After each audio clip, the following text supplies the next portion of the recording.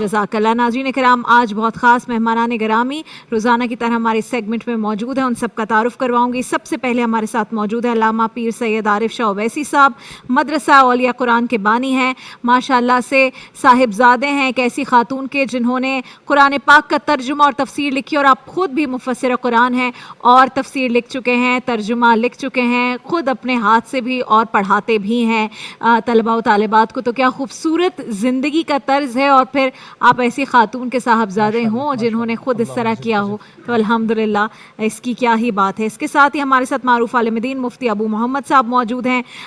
इनके लिए ख़ास तौर पर ये बात की जाती है, जो लोग इन्हें बहुत पसंद करते हैं, कि मुश्किल से मुश्किल बात हो तो उसे इतने आसान अंदाज में पेश करते हैं कि फ़ौरन रिलेटेबल लगती है वो गुफ्तगू, और आप उसे समझ जाते हैं। और ऐसा ही होना चाहिए। हम हमारी ज़िंदगियों को आसान बना रहे हैं मज़ीद ये लोग। ये दीन वैसे ही हमारे लिए बहुत आसान है। रसूलुल्लाह सल्लल्लाहु अलैहि वसल्लम ने जाने से पहले इतनी आसानी अपने उम्मतियों के लिए रख दी, लेकिन फिर ऐसे लोग हैं अल्हम्दुलिल्लाह आज भी हमारी ज़िंदगियों में जो मज़ीद आसान बना रहे हैं ताकि हम उस पर अमल कर सकें। आप दोनों ही हज़रात को अस्सलामु अलैकुम वरहमतुल्लाह। अल्लामा साहब पीर सैयद आरिफ शाह साहब, अगर आपसे हम आगाज़ करें, अशरा मग़फ़िरत में आज अल्हम्दुलिल्लाह हम दाखिल हो गए हैं।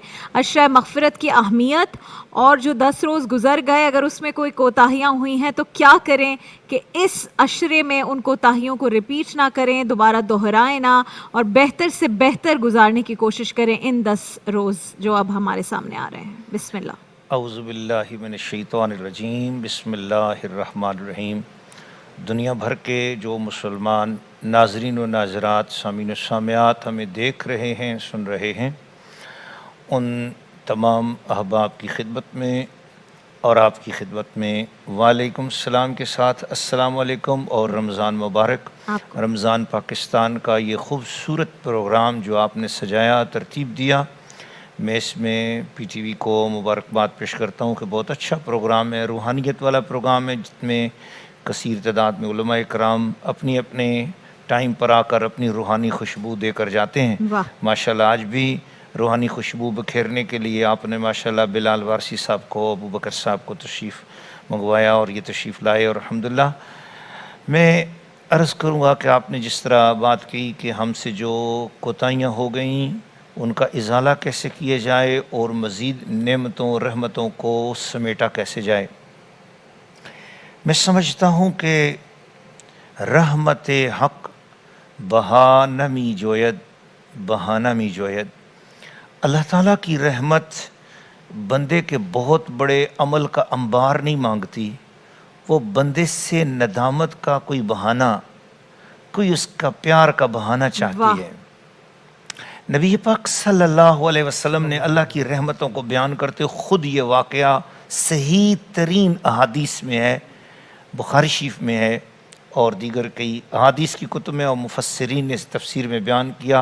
अल्लाह की प्यारे महबूब ने एक वाक़या बयान किया, मैं इसलिए बयान करना चाह रहा हूँ ताकि सुनने वाले नाज़रीन व नाज़रात को अल्लाह की रहमतों की वुसअत का अंदाज़ा लगे। कि नबी पाक ने फरमाया कि एक औरत थी, फाहिशा थी, बुरे काम करती थी, तो किसी बुरे काम ही के इरादे से घर से निकली। रास्ते में एक उसने वीरान सा कुआं देखा, उसके किनारे एक कुत्ता अपनी ज़बान लटकाए हुए कुत्ता उस कुएं के इर्द गिर्द चक्कर लगा रहा था। शिद्दत प्यास से, प्यास थी शिद्दत की। अल्लाह के महबूब फरमाते हैं कि उस औरत ने ये सोचा कि शायद ये कुत्ता बहुत ज़्यादा प्यासा है, तो क्यों ना मैं पहले इसकी प्यास बुझा लूँ। चुनांचे उसने सबसे पहले अपनी ओढ़नी जो दुपट्टा था उसको लिया, फाड़ के उसके साथ अपने जूता लटकाया और किसी तरीके से कुएं के अंदर वो पहुँचाया, और उस जूती के अंदर थोड़ा सा जो पानी भरा वो लाया और लाकर उस कुत्ते के मुंह में डालती गई। कुत्ते की प्यास पूरी होती गई, और जैसे कुत्ते का जिगर तर हुआ तो उसके बाद कुत्ते ने आसमान की तरफ देखा, उसके आंसू निकले। मेरे रब करीम, ये सारा मंजर मेरा अल्लाह करीम देख रहा है। तो चुनाचे हुजूर नबी करीम सल्लल्लाहु अलैहि वसल्लम ने फरमाया कि उसके इस अमल की वजह से कि उसने कुत्ते पर रहम खाया, तो अल्लाह करीम ने اس کی بخشش فرما دی، گناہوں کو بخش دیا. اس واہ کے گناہوں کو سبحان معاف اللہ. کر دی. میرے سبحان کہنے کا مقصد یہ، جب ایک کتے پر رحم کھانے سے اللہ کریم ایک ایسی عورت کو جو بدکارہ تھی، فاحشہ تھی، اللہ اسے معاف فرما رہا ہے، تو ناظرین و ناظرات، سامعین و سامعات، ہم نبی پاک کا کلمہ پڑھنے والے ہیں. اگر ہم دیکھیں کہ ہمارے ہمسایوں میں کوئی بھوکا ہے جس نے سحری نہیں کی ہے، واہ. جس نے افطاری نہیں کی ہے، جس کے گھر میں علاج معالجے کے پیسے نہیں ہیں، ہم اپنا فطرانہ، اپنی کچھ صدقات، کوئی خیرات، اپنی 4 کھجوریں کم کھا لیں، اپنا کھانا کم کر دیں اور کوشش کریں کسی غریب کا پیٹ بھر جائے. کسی اور کے ہاں ہم دیکھیں تو جب سبحان ہم اللہ. انسانی ہمدردی کریں گے، یہ 100 کروڑ نفلوں سے بھی اونچی بات ہے کہ جب ہم انسان کے ساتھ ہمدردی کریں گے، یہ ہماری ساری ان کمزوریوں جو ہم سے عبادت میں کمزوریاں ہو گئی ہیں نا، وہ کمزوریاں خدمت انسانیت سے جو ہے نا وہ کمزوریاں دور ہو جاتی ہیں، اور اللہ تعالیٰ ناقص عبادت کو بھی قبول فرماتا واہ، ہے. سبحان بلکہ اللہ. میں تو اس واقعے سے حدیث ہے اور اس سے میں بالکل عقیدہ لے سکتا ہوں جو حدیث میں نے سنائی ہے کہ اگر کسی شخص کے پاس کوئی نیک عمل بھی نہ ہو لیکن اس نے خدمت انسانیت کی ہے تو ہو واہ. سکتا ہے اس کے اوپر اللہ کی رحمت ہو جائے گی، سبحان اس کے اللہ. رمضان سبحان قبول ہو اللہ. جائیں گے، اس کی تراویح سبحان قبول ہو اللہ. جائے گی.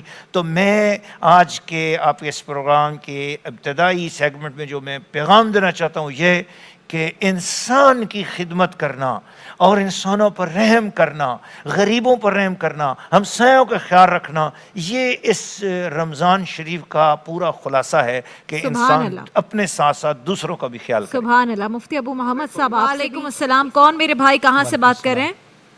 بہن میں مطلب آپ کا پروگرام بڑے شوق سے. میرا نام محمد مسکین ہے ٹھیک ہے جی، میں مانسہرہ سے بات کر رہا ہوں. جی، کہیے کیا پوچھنا چاہیں گے؟ جی میں یہ پوچھنا چاہتا ہوں مطلب یہ کہ میں 5 وقت کے لے کر نمازی سے نماز بھی پڑھتا ہوں، ٹھیک ہے اپنا مطلب حاجت بھی مطلب اللہ کی کرمنازی سے میں پڑھتا ہوں، ٹھیک ہے. لیکن پھر بھی میں جو کمائی کرتا ہوں تو اس میں تھوڑا سا مجھے کٹ ہو تو پیسے کی کوئی بچت نہیں ہوتی. کوئی ایسا وظیفہ بتا دیں گے تاکہ اللہ تعالیٰ اپنی کرمنازی بالکل ٹھیک ہے. ایسی دعائیں ہم پوچھ لیتے ہیں اپنے علماء کرام سے یہاں پر، جس سے آپ کی روزگار میں اور آپ کے گھر میں کچھ برکت ہو سکے. یہ وہ لوگ ہیں ظاہر ہے، قرآن سے کچھ ایسی دعائیں اگر آپ پیر صاحب کچھ بتانا چاہیں. بسم اللہ الرحمن الرحیم. نبی پاک صلی اللہ علیہ وسلم کی خدمت میں ایک صحابی حاضر ہوئے کہ یا رسول اللہ، میری صلی اللہ علیہ عمر بھی صلی اللہ علیہ ایسی ہو گئی ہے کہ اب میں کمائی نہیں کر سکتا. ایک ہی میرا بیٹا تھا، اسے دشمن اغوا کر کے لے گئے ہیں، اور اس کی بوڑھی اماں ہیں. ہمارے گھر میں کچھ نہیں ہے اور ہمارے حالات بڑے تنگ ہیں، برکت نہیں ہے. اللہ کے پیارے محبوب زندگی میں پہلی بار جلال میں دیکھے گئے. دانا غیوب صلی اللہ علیہ وسلم نے اسی وقت صلی اللہ علیہ جلال میں فرمایا جاؤ، اور جلال میں فرمایا. یہ حدیثیں جب میں پڑھتا ہوں تو بڑی حیران ہوتا ہے ان میں کہ علامہ عبدالعظیم منظری رحمۃ اللہ علیہ نے ترغیب و ترہیب میں فرمایا، نبی پاک نے فرمایا جاؤ جا کے گھر میں لا حول ولا قوت الا باللہ العلی العظیم کو پڑھو، لازم کر لو اس کو. حضور علیہ السلام نے فرمایا میں عربی جان بوجھ کر نہیں پڑھ رہا تاکہ عوام الناس کو آسانی سے وظیفہ سمجھ مل آ جائے. جائے.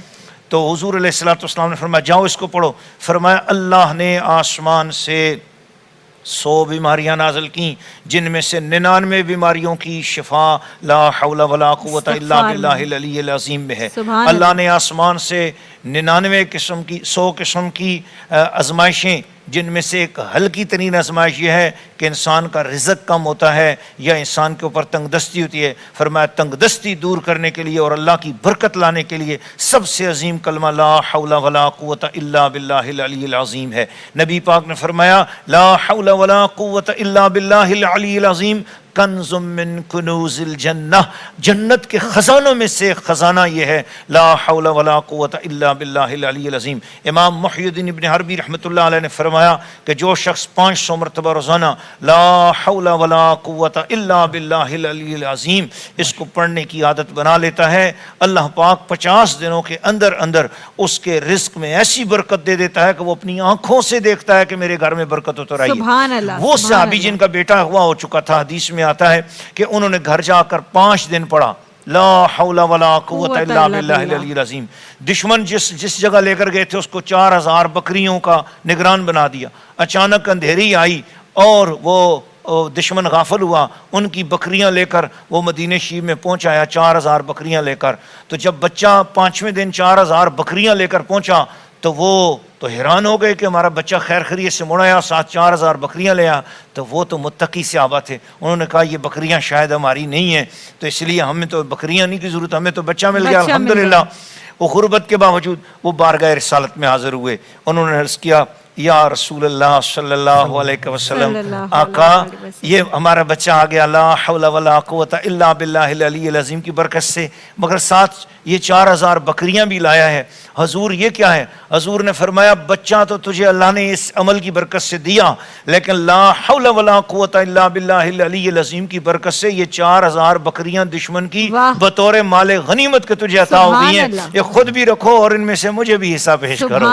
تو اللہ کے دیکھیں جو 4-5 دن پہلے ان کے حالات ایسے تھے، لا حول ولا قوت الا باللہ العلی العظیم کے عمل کی برکت سے اور رسول پاک کے بتانے کی برکت سے اللہ نے 4000 بکریاں 5 دنوں کے اندر. آج کے دور میں بھی ذرا 4000 بکریوں کی قیمت لگا لیں، اپنے ذہن میں سوچیں کم از کم آج کل 10,000 سے کم کی تو ہوتی نہیں ہے، تو 4000 کو 10,000 سے ملٹیپل کر لیا جائے تو انسان حیران ہو جائے. تو میرے عرض کرنے کا مقصد یہ ہے، یہ جو مانسیرا سے کال آئی تھی جنہوں نے مسکین صاحب نے کال کی، میں ان کا شکریہ ادا کرتا ہوں، اور ان کے لیے اور دنیا بھر کے ناظرین و ناظرات کے لیے میری طرف سے یہ اجازت ہے. اور میں نے خود الحمدللہ اس پر عمل کیا اور بہت سارے لوگوں کو میں نے یہ وظیفہ بتایا ہے دنیا بھر میں. الحمدللہ میرا اپنا جو یوٹیوب کا چینل ہے مفتی عارف شاہ اویسی، اس میں بھی آپ کو یہ وظائف مل سکتے ہیں الحمدللہ. اور میں نے پورا قرآن پاک کا جو درس اور تفسیر دی ہے، میری اپنی آواز میں تلاوت ہے 1-1 رکوع کی، اور اس کا ترجمہ کنز الایمان ہے، اور اس کے ساتھ 1-1 رکوع کی تفسیر ہے. پورے قرآن پاک سن 2012 میں نے ریکارڈ کرایا تھا. اس طرح ساؤتھ افریقہ میں نے پورا قرآن پاک ترجمہ تفسیر کے ساتھ پڑھایا. میری امی جان الحمدللہ عالم اسلام کی وہ عظیم الشان خاتون ہے جنہوں نے اپنے ہاتھ سے 17 مرتبہ قرآن مجید لکھا، اور قرآن پاک اس طرح پڑھتی تھی، ہر آیت پڑھ کر ایک سجدہ کرتی تھی. جس دن قرآن پاک کی ان کی آیات ختم ہوتی، پورا قرآن پاک اس میں 6236 آیات ہیں. عوام الناس میں مشہور ہے 6666، یہ غلط ہے. قرآن پاک کے اندر 6236 آیات ہیں. جس دن قرآن پاک ختم ہوتا میری ماں جی سرکار کا اس دن ساتھ 6236 سجدے بھی ادا ہوتے. ہم اپنی امی جان سے عرض کرتے ماں جی اتنے سجدے کیوں کرتی ہیں؟ ماں جی نے فرمایا 14 سجدے تو وہ واجب ہے نا، وہ تو قرآن پاک کی آیات کی تلاوت واجب ہیں، لیکن میں ساتھ شکرانے کا سجدے کرتی ہوں کہ میں اجمی ہوں اور مجھے اللہ نے عربی قرآن پڑھنے کی عزت عطا فرمائی ہے. تو حویلیاں ہزارہ میں میری ماں جی سرکار کا مزار مقدس ہے الحمدللہ.